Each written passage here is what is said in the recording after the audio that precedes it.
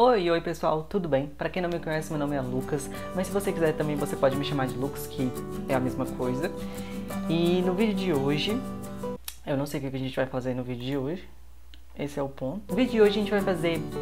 Agora eu já sei o que a gente vai fazer. No vídeo de hoje a gente vai fazer 5 questões da banca FGV, da prova do TJDFT, de 2022, para o cargo de analista judiciário de psicologia. Continuando, aquele vídeo anterior, o último vídeo da FGV que eu fiz também foi sobre essa prova, tá? Do TJDFT. Lá já tem 5 questões, aqui a gente vai fazer mais 5, né? Então essa é a parte 2 dessa prova, tá?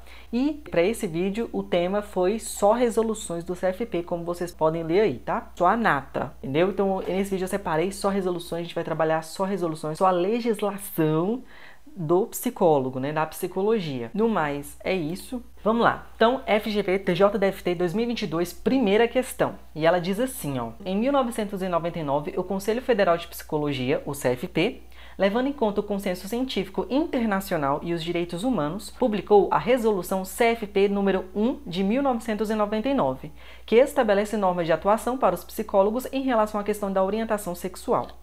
É correto afirmar que a resolução, letra A, permite tratamento de reorientação sexual nos casos em que houver demanda do paciente que sofre preconceito em seu meio familiar e social.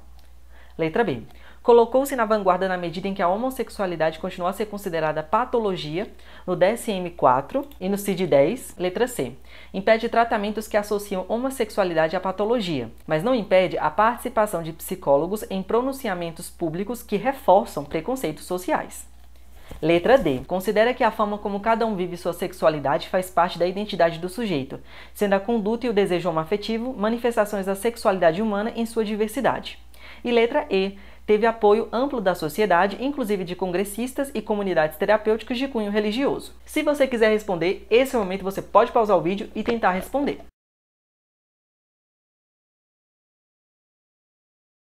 Bem, nessa questão o gabarito é a letra D. D de dado. Considera que a forma como cada um vive sua sexualidade faz parte da identidade do sujeito, sendo a conduta e o desejo homoafetivo manifestações da sexualidade humana em sua diversidade.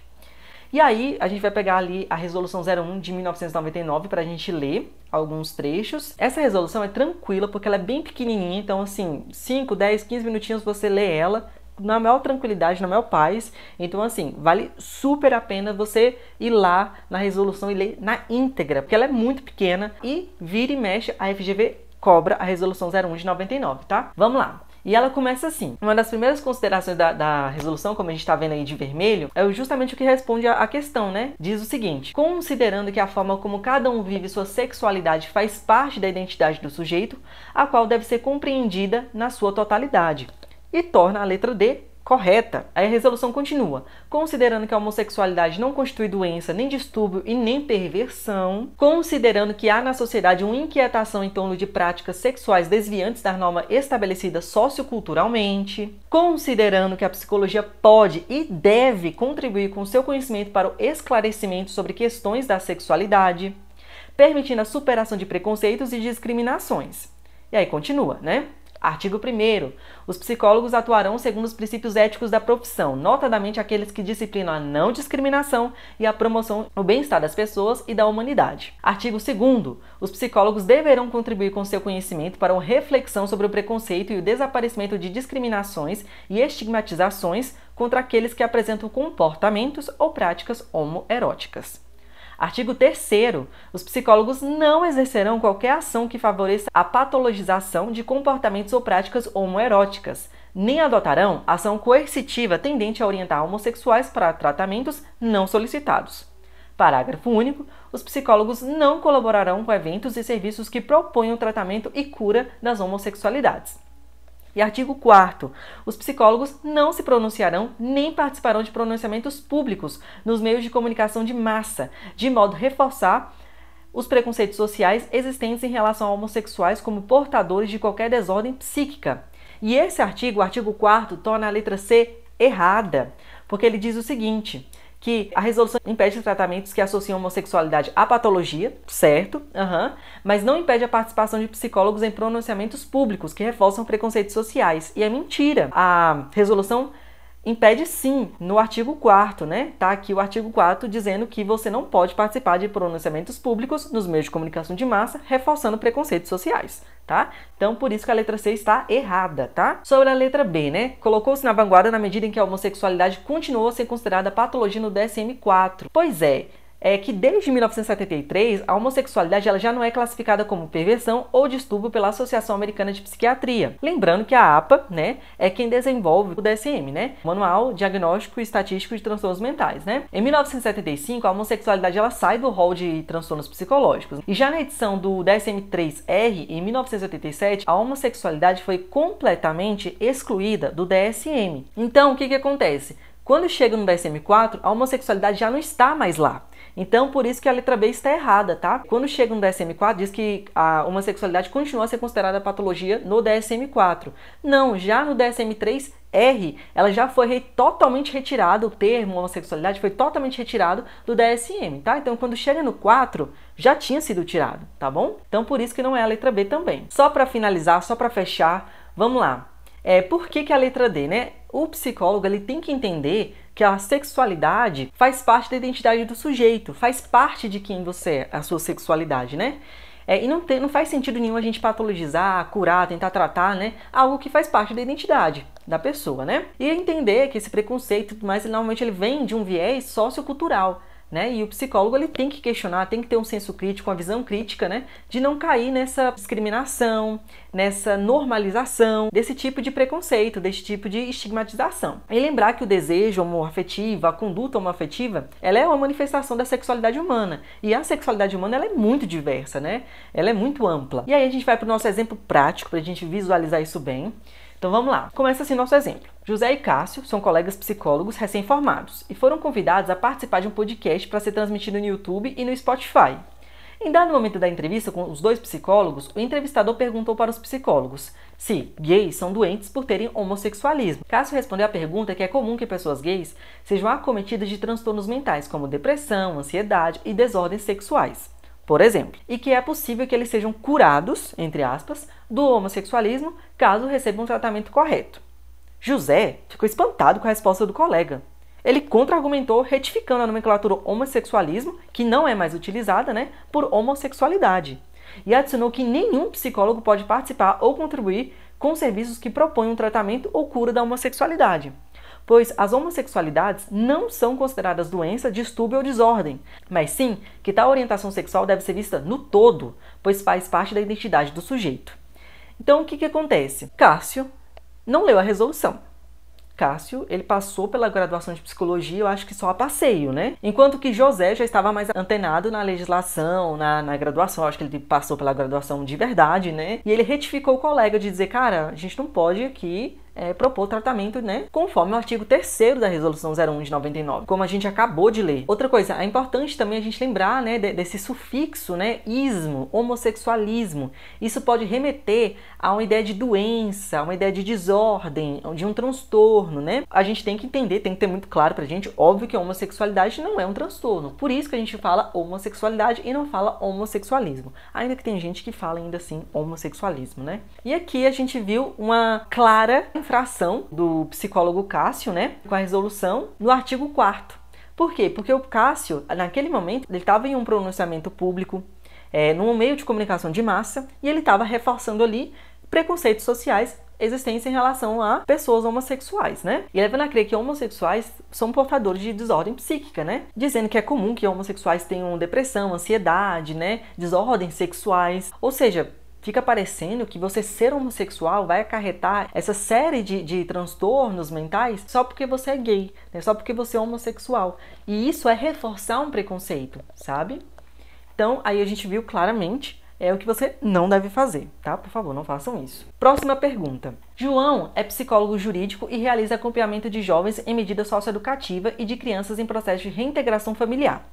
Considerando a necessidade de registro das informações decorrentes da prestação de serviços psicológicos, a Resolução CFP número 1 de 2009 estabelece que, primeira afirmação, é obrigatório o registro documental sob a forma de prontuário psicológico, por razões que envolvam a restrição do compartilhamento de informações com o usuário e o beneficiário do serviço prestado. Afirmativa 2. O registro documental em papel ou informatizado tem caráter sigiloso e constitui-se de um conjunto de informações com o objetivo de contemplar sucintamente o trabalho prestado, a descrição e a evolução da atividade e os procedimentos técnicos científicos adotados. Afirmação 3. O período de guarda do registro documental deve ser de no mínimo 10 anos, devendo ser mantido em local acessível pela instituição onde o psicólogo prestou o serviço. Está correto que se afirma em letra A, somente a afirmação 1, letra B, somente a afirmação 2, letra C, somente a afirmação 3, letra D, somente a afirmação 1 e 2, e letra E, as afirmações 1, 2 e 3 estão corretas. Se você quiser responder sozinho, esse é o momento, você pode pausar o vídeo e tentar responder.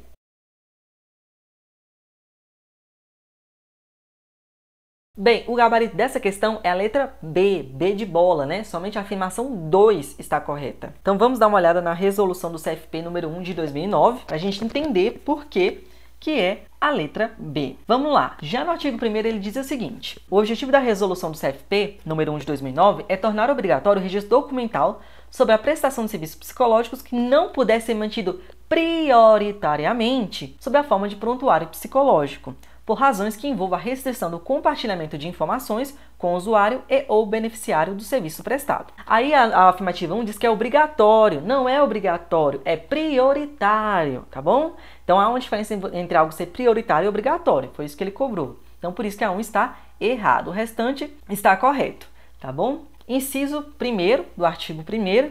O registro documental em papel ou informatizado tem caráter sigiloso e constitui-se de um conjunto de informações que tem o objetivo de contemplar de forma sucinta o trabalho prestado, a descrição e a evolução da atividade e os procedimentos técnicos científicos adotados. Então ele copiou e colou, né, a afirmativa 2, o inciso 1º. Por isso que a afirmativa 2 está correta, porque ela é uma cópia do inciso 1º do artigo 1, né, dessa resolução, tá bom?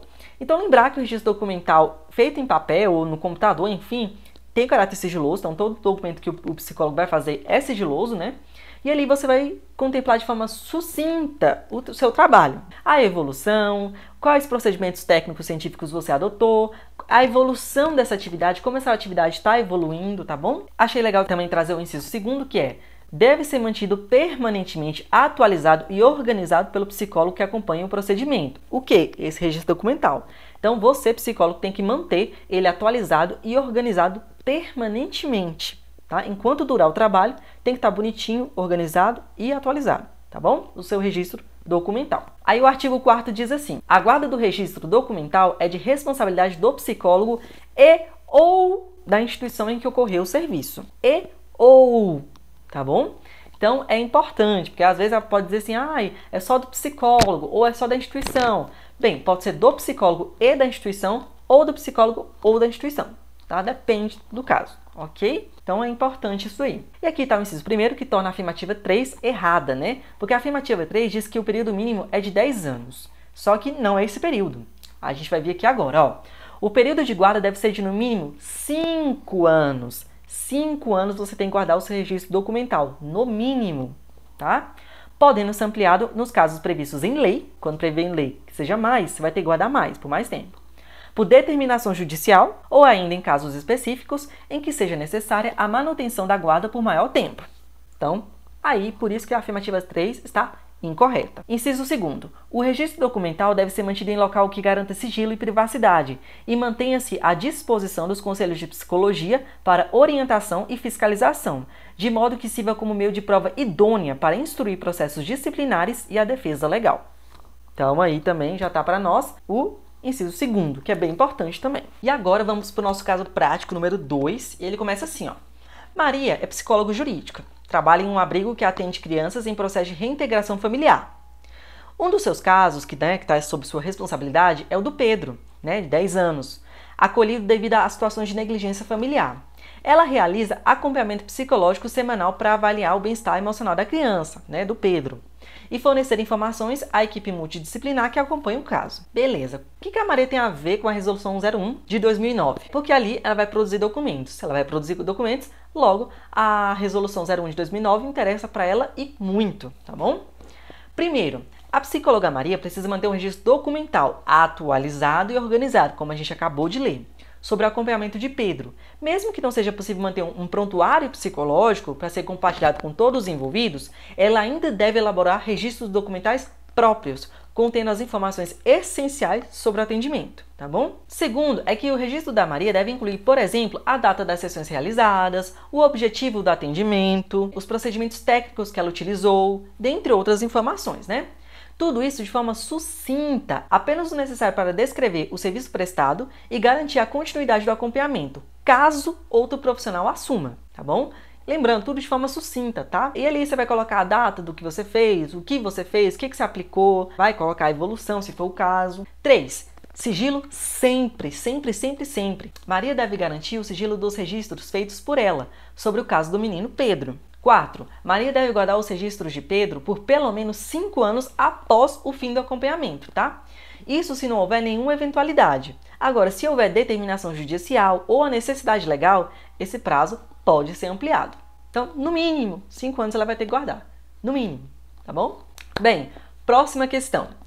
Maurício, ele atua como psicólogo perito em vara de família e ao atender um processo de disputa de guarda, recebe a visita de um assistente técnico que solicita participar das entrevistas das partes. Tal assistente argumenta que, por ser psicoterapeuta de uma das partes, poderá colaborar no procedimento de avaliação técnica do caso.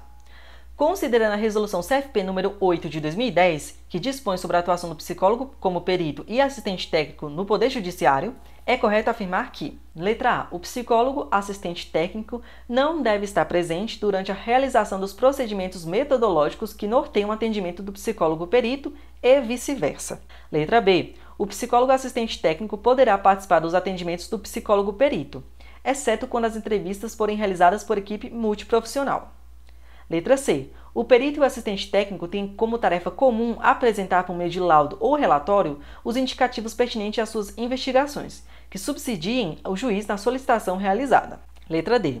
É vedado ao assistente técnico ouvir as pessoas envolvidas, caso contrário, poderá se desviar da tarefa de questionar tecnicamente as conclusões realizadas pelo psicólogo perito. Letra E. É vedado ao psicólogo que seja psicoterapeuta das partes envolvidas em um litígio atuar como perito das pessoas atendidas, não havendo impedimento para o assistente técnico. Bem, se você quiser responder sozinho, esse é o momento, você pode pausar o vídeo e tentar responder.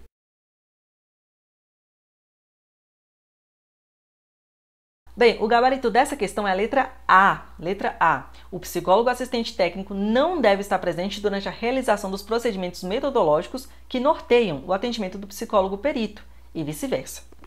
Então vamos dar uma lida aí na resolução 08 de 2010, né? E diz assim, artigo 2º. E já responde, né, o porquê que é a letra A.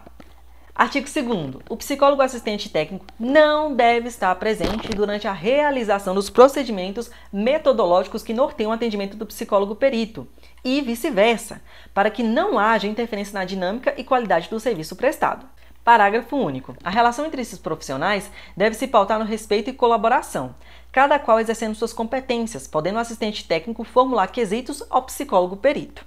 O que são quesitos? São perguntas para esclarecer algum ponto. Às vezes o psicólogo perito fez o laudo, né? Enfim, gerou ali o documento dele e ficaram algumas dúvidas. E o assistente técnico vai lá e formula quesitos, perguntas sobre aquele ponto que ele está achando que não está bem esclarecido, sabe? E é isso. Artigo 7º. Em seu relatório, o psicólogo perito apresentará indicativos pertinentes à sua investigação, que possam diretamente subsidiar o juiz na solicitação realizada, reconhecendo os limites legais da sua atuação profissional, sem adentrar nas decisões, que são exclusivas às atribuições dos magistrados. Então, qual é o papel do psicólogo perito? O que o psicólogo perito faz? Isso tem que estar muito claro se você for fazer concurso na área judiciária, né? Na área de tribunais. O psicólogo perito, ele vai subsidiar o juiz na decisão dele. Então, o juiz quer saber algum ponto, alguma coisa, como funciona. E ele não é psicólogo, ele não entende disso, né? Então, ele vai lá e chama um psicólogo para ser perito, para fazer a investigação e dar as informações que ele quer para ele tomar as decisões. Lembrando que decisão sempre é só do juiz, só o magistrado toma decisão.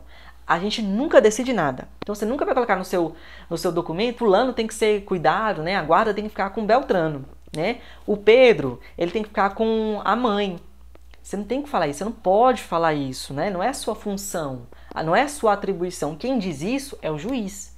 O psicólogo apenas dá as informações que o juiz quer para ele tomar a decisão. Só isso. Artigo 8º. Aí no artigo 8º vai dizer qual é a função do assistente técnico. O assistente técnico é o profissional capacitado para questionar tecnicamente a análise e as conclusões realizadas pelo psicólogo perito. O que vai fazer? Vai questionar a técnica do psicólogo. Ele vai ser aquele psicólogo, que o assistente técnico também vai ser psicólogo, né? Ele vai olhar, porque ele entende de psicologia, ele entende do documento, ele vai ler. Se tiver alguma incongruência, alguma coisa que está fora da legislação, alguma coisa que tecnicamente está errada, não está fazendo sentido, não está clara, ele vai lá e vai questionar, vai dizer, oi, uai, como assim? E isso daqui, ó? Entendeu? Então, esse é o assistente técnico. O assistente técnico restringirá sua análise ao estudo psicológico resultante da perícia, elaborando quesitos que venham a esclarecer pontos não contemplados ou contraditórios, identificados a partir de criteriosa análise. Parágrafo único.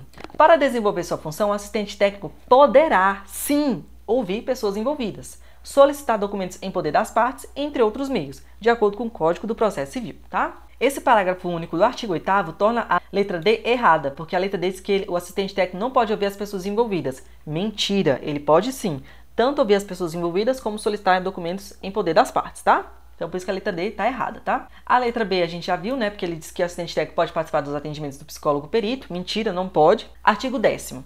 Com o intuito de preservar o direito à intimidade e equidade de condições, é vedado ao psicólogo que esteja atuando como psicoterapeuta das partes envolvidas em um litígio, atuar como perito ou assistente técnico de pessoas atendidas por ele e ou de terceiros envolvidos na mesma situação litigiosa.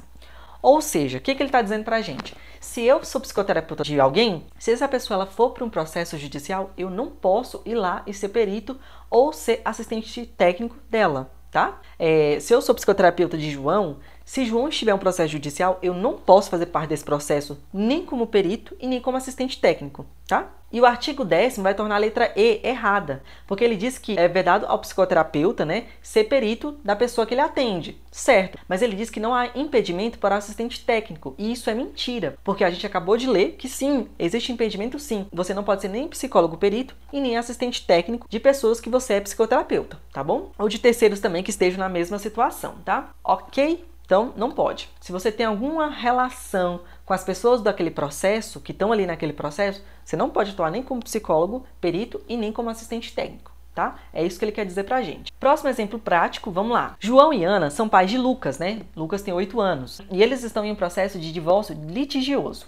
O juiz nomeia, em dado momento do processo, o Dr. Marcelo para realizar uma perícia psicológica, avaliando as condições emocionais de Lucas e a capacidade parental de João e Ana.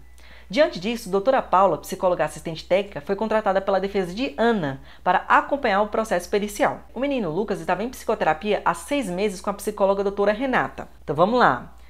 João e Ana são pais de Lucas. No meio disso, o juiz chama o doutor Marcelo, que é psicólogo perito. Vamos lá, vamos criar essa situação aí. Doutora Paula vai ser a psicóloga assistente técnica. Marcelo perito. Paula, assistente técnica. Aí entra em cena também a doutora Renata, psicóloga Renata, que ela é psicoterapeuta de Lucas. Então nós temos 3 psicólogos nessa cena. Presta atenção, 3 psicólogos, tá? Paula, Marcelo e Renata. Marcelo é o perito, Paula, assistente técnica e Renata, psicoterapeuta. Doutor Marcelo, perito. O que o doutor Marcelo tem que prestar atenção? Antes de iniciar todo o processo, o doutor Marcelo esclareceu com a doutora Paula, que é assistente técnica, né?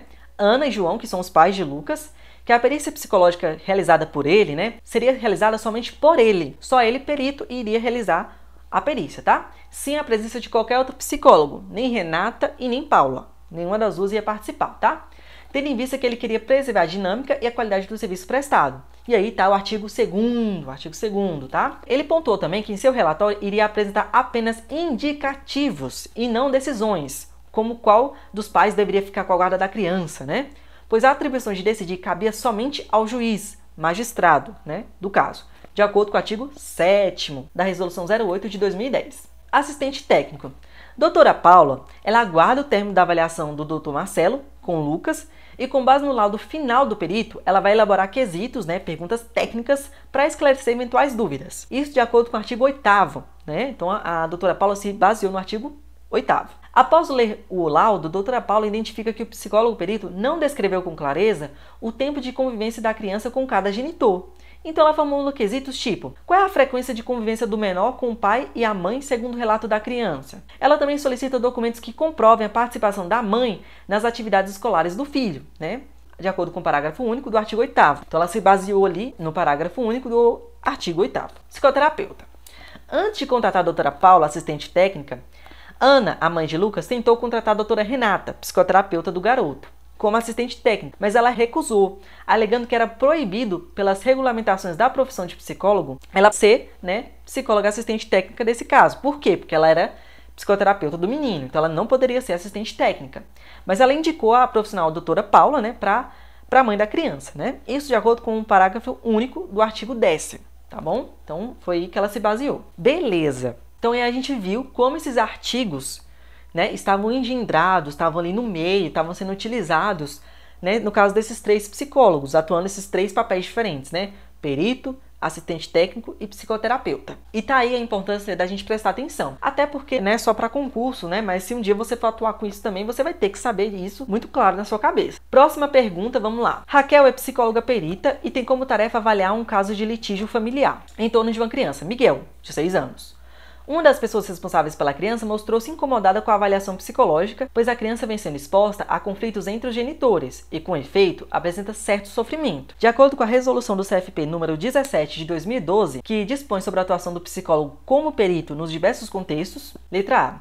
O atendimento da criança necessita de consentimento formal de todos os responsáveis legais.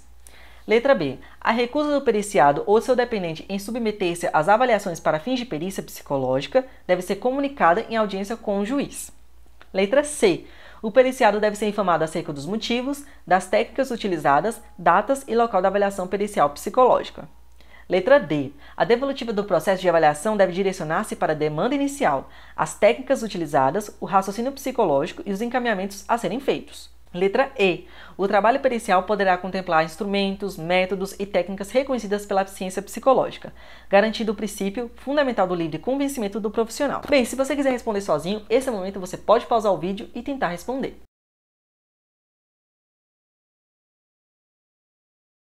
Aqui nessa questão, o gabarito é a letra C, tá? O periciado deve ser informado acerca dos motivos, das técnicas utilizadas, datas e local da avaliação pericial psicológica. Então, vamos dar uma lida também na resolução CFP número 17 de 2012. Lembrando também que eu oriento a vocês lerem essas resoluções na íntegra, todas elas, tá bom? Muitas dessas resoluções, elas são pequenas, elas são curtas, tá?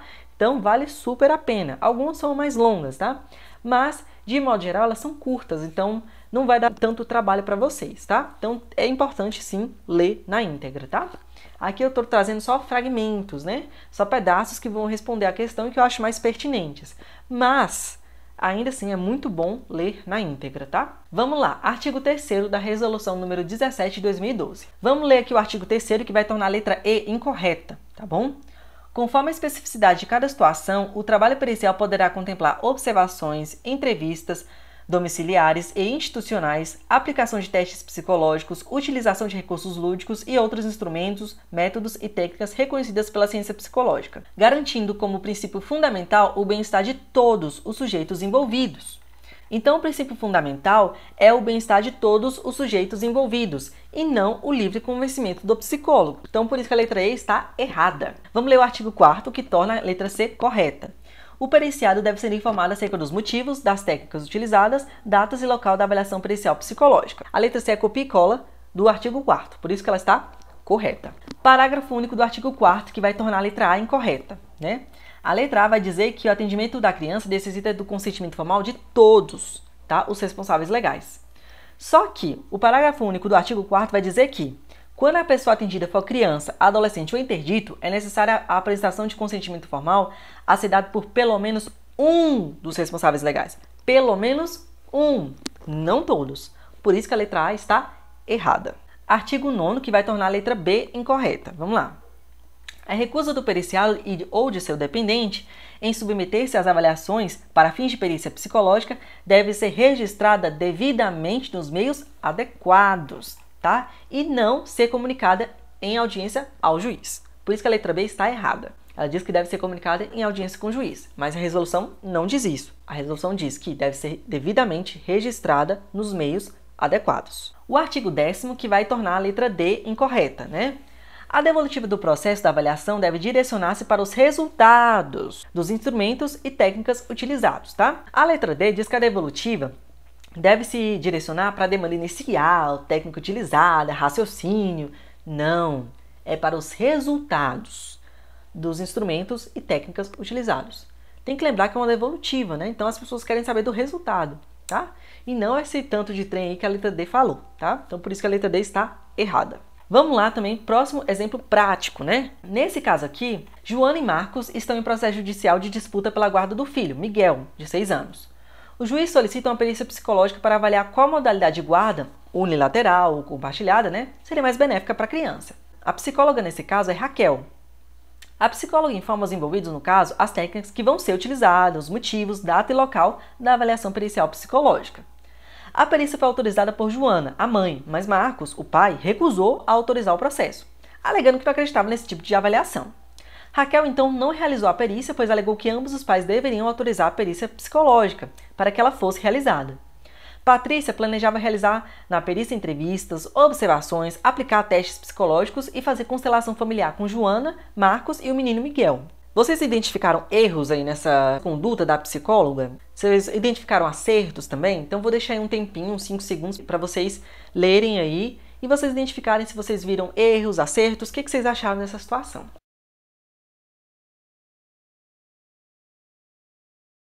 Bem, nesse caso aí a gente tem um erro, tá? Primeiro erro. Spoiler, não é só um não, tá? Falei um, mas não é um não.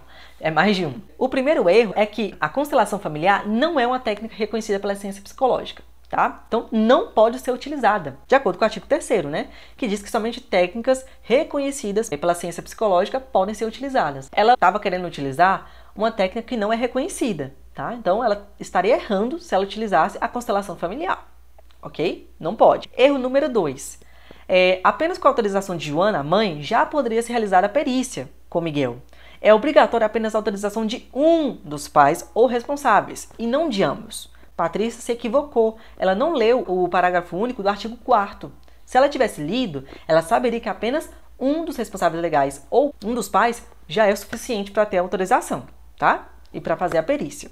Então ela errou nisso aí, não leu direito a legislação. Mas ela acertou, vamos crucificar aqui também a psicóloga. Poxa, não vamos fazer isso com a psicóloga aqui, com a colega. Ela acertou também, né? Qual foi o acerto dela? A psicóloga ela informou motivos, a data e o local da avaliação pericial psicológica, né? Conforme a resolução, né? No artigo 4º. Então aí está a importância da gente ler também, né, a resolução direitinho, para a gente não cometer uns erros desses, né? E não errar também na hora da prova também, né? Por favor. Tem que estar muito claro para a gente na hora da prova. Última pergunta. Débora atuou como perita num caso grave de litígio familiar, pautado por acusações entre as partes de abuso sexual, violência doméstica e alienação parental. Concluída a sua avaliação e confeccionado o laudo, surgiu nela dúvida sobre a entrevista devolutiva, né? Segundo a resolução CFP 06 de 2019, a psicóloga: letra A, deve realizar a entrevista devolutiva caso tenha feito um parecer. Letra B, deve realizar a entrevista devolutiva por envolver violência contra a criança. Letra C, deve realizar a entrevista devolutiva depois da entrega do laudo. Letra D, na impossibilidade de realizar a entrevista devolutiva, deve explicitar as razões. E letra E, ela não tem a obrigação de realizar a entrevista devolutiva, sendo algo facultativo à profissional. Bem, se você quiser responder sozinho, esse é o momento você pode pausar o vídeo e tentar responder.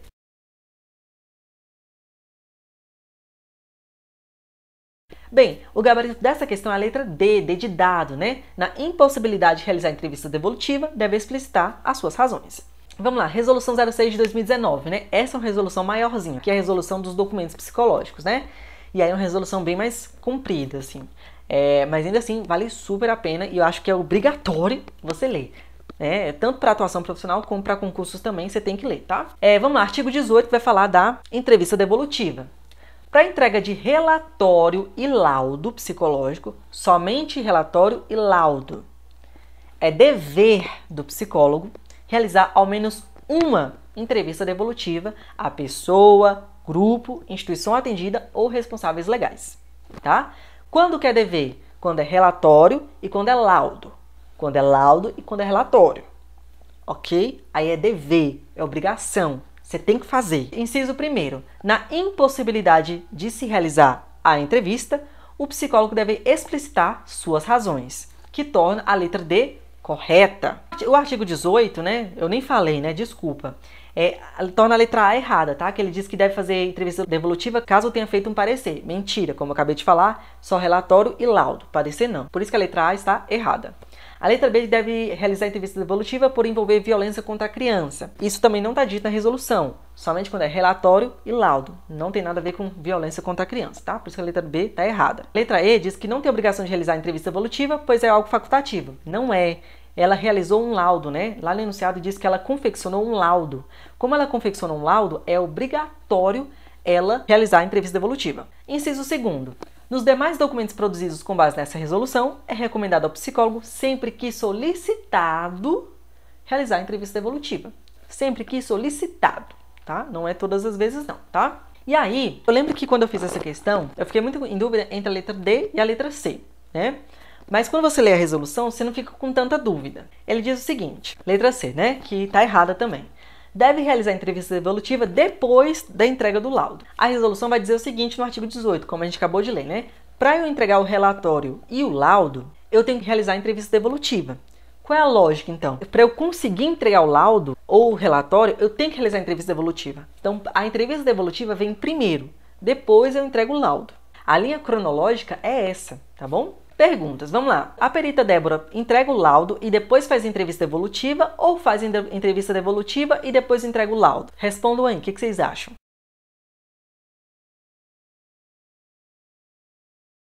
Bem, a resposta é que primeiro ela realiza ao menos uma entrevista devolutiva e depois entrega o laudo.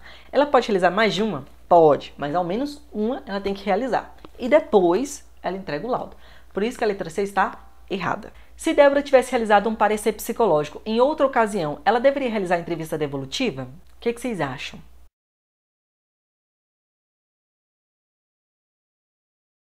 Bem, a resposta, como a gente acabou de ver, gente, caso não fosse solicitado a ela, ela não seria obrigada a fazer a entrevista devolutiva, né? Por se tratar de um parecer. Mas se fosse solicitado a ela, aí sim seria recomendado. E o mesmo vale para outros documentos, né? Declaração, atestado psicológico, né? Enfim. No mais, gente, é isso. Terminamos. Acho que hoje foi um pouco longo, né? Esse vídeo de hoje foi longo. Mas enfim, espero que vocês tenham gostado, tá bom? Se você gostou, clique em gostei, pois isso ajuda demais na divulgação do canal, tá bom? Compartilhe com seus amigos psicólogos, com seus colegas psicólogos que estão aí nessa caminhada do concurso, né? Assista o vídeo anterior que eu falei sobre a Banca Sebrasp, né? Eu fiz 5 questões da Banca Sebrasp, mas assista também o último vídeo da FGV que eu fiz, né? Que foi sobre essa prova também, né? As 5 questões que eu falei no início do vídeo. Então é um vídeo bem legal também e eu recomendo muito vocês assistirem também. Se inscreva no canal para você receber mais vídeos como esse. E no mais, gente, é isso. Meu muito obrigado a quem assistiu até aqui. Lembrando também que o campo dos comentários aqui está aberto. Quem quiser fazer correções, complementações, colocar algo a mais, colocar um comentário, alguma coisa que possa ajudar os colegas, enfim, alguma atualização, tá aí aberto o campo dos comentários para vocês, tá bom? Então, coloquem aí o que vocês acharam. Ideias de vídeo também, alguma prova que vocês queiram trazer aqui para os vídeos também, vocês podem falar. No mais, é isso. Muito obrigado, mesmo de verdade. Até o próximo vídeo e tchau!